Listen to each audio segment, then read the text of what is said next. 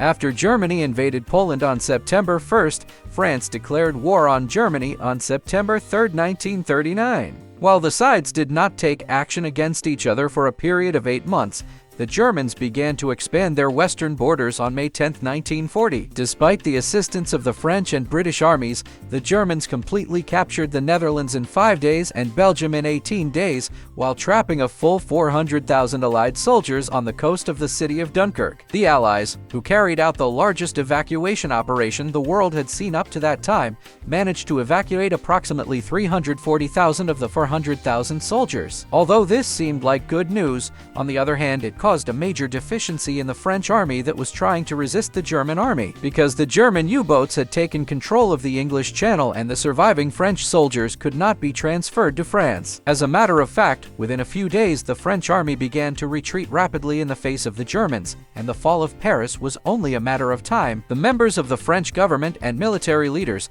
who had to face this difficult situation, came together and held a meeting on the course to be followed. Many officials, including Prime Minister Rain, proposed moving the government to French territories in North Africa and continuing the war with colonial resources. Deputy Prime Minister Philippe Pétain and General Maxime Vien, on the other hand, argued that defeat was inevitable and that the government should sign an armistice agreement with the Germans. No decision emerged from the meeting, and the members dispersed to meet once again in the following days. However, while they continued their discussions about the future of France, German forces were advancing rapidly. Due to this advance, the government had to change locations several times and was eventually moved to Bordeaux. When the Germans entered Paris on June 14, 1940, the Prime Minister agreed to the start of armistice negotiations. However, he added a note stating that France would continue to fight if the Germans put forward harsh conditions. While the French delegation under the leadership of General Hansiger held talks with the Germans regarding the armistice, the negotiations went extremely well and the Germans did not put forward harsh conditions. Despite this positive situation, when Prime Minister Rain preferred to continue the war, this decision was rejected by a majority vote of the government members. As a result, Rain resigned from the prime ministership. President Lebrun appointed the 84-year-old Pétain as France's new prime minister on June 16, 1940. Pétain immediately sent word to Hitler, informing him that France was ready for an armistice. In the time that had passed since the beginning of the war,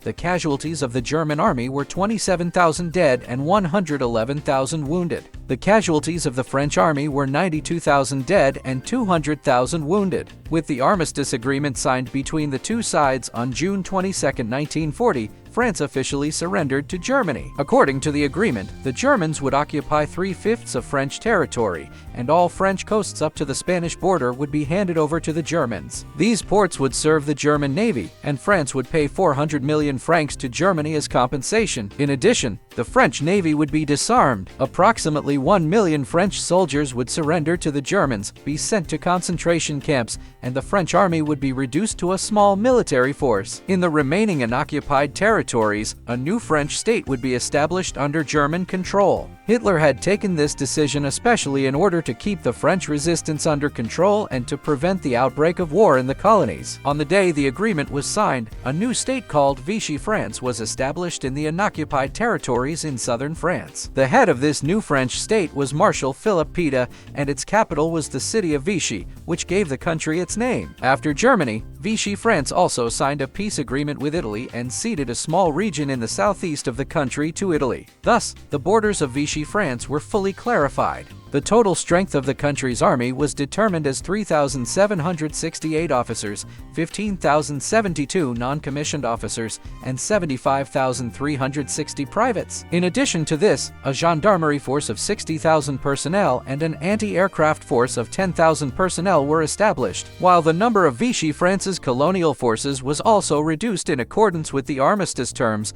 It was limited to 55,000 in Morocco, 50,000 in Algeria, and approximately 40,000 in Lebanon and Syria. While these developments were taking place in France, former Minister of Defense Charles de Gaulle, who went to London and advocated continuing the war, took action to liberate France from Nazi occupation and to eliminate the Vichy government that collaborated with the Nazis. However, this struggle initiated by de Gaulle did not initially receive sufficient support among either politicians or the French public. At that time, there were more than 100,000 French soldiers evacuated from Dunkirk in England. Only 7,000 of them gathered around de Gaulle in order to continue the struggle. These few but courageous soldiers called themselves the Free French Army. France, which was physically divided into two, was now also divided into supporters of Vichy and supporters of Free France. As long as there was no threat against them, the Germans did not interfere much in the internal affairs of Vichy France. The Pétain government was already not going against the Germans' wishes and was openly cooperating with Hitler. During this period, Jews, communists, Roma people, and homosexuals were captured by the French police and handed over to Nazi Germany. The Pétain government ordered French units in the colonial territories to remain on alert against the Allies and to defend French territories against possible attacks. This meant declaring war on the Allies through illegitimate means and posed a threat to British colonial territories in Africa. The first person not to obey this order of Pétain was the governor of Chad, Félix Ibou. Ibou took a stance in favor of Free France and handed over the territory of Chad to the British. This situation further encouraged de Gaulle, who was the leader of the French resistance. Although Winston Churchill and Franklin Roosevelt did not initially agree with de Gaulle,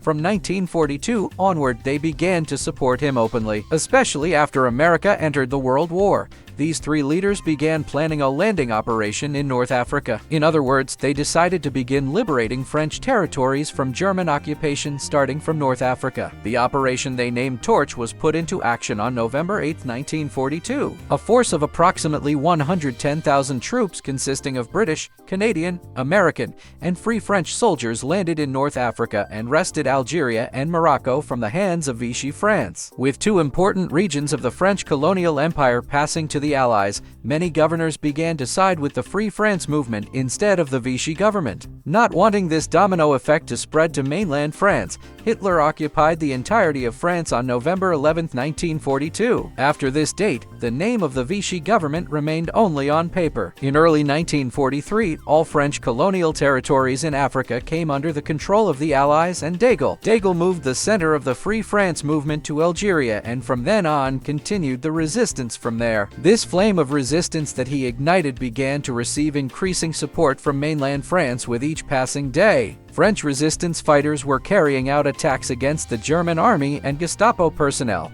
and at times violent clashes occurred between the two sides. Toward the end of 1943, preparations aimed at liberating Europe from Nazi occupation accelerated. Allied Forces Commander American General Eisenhower came to Algeria in December 1943 and visited de Gaulle. While de Gaulle stated that he wanted to personally liberate Paris, Eisenhower accepted this with satisfaction. In the early morning hours of June 6, 1944, approximately 200,000 Allied soldiers carried out a successful landing operation on the French coasts. Landing in France from many points, the Allies mainly took control of northwestern France. After managing to hold on to the beaches, the Allies took action to liberate the capital, Paris. While the Germans were trying to halt the Allied advance on the one hand, they were also trying to persuade Pétain to be taken to Germany. On August 17, 1944, the German High Command sent word to Pétain, requesting that he flee to Germany. After repeatedly refusing this request, Pétain was finally taken to Belfort by force on August 20th. Meanwhile, the Allies had completely surrounded Paris and were trying to break German resistance. After this siege, which lasted approximately 6 days between August 19th and 25,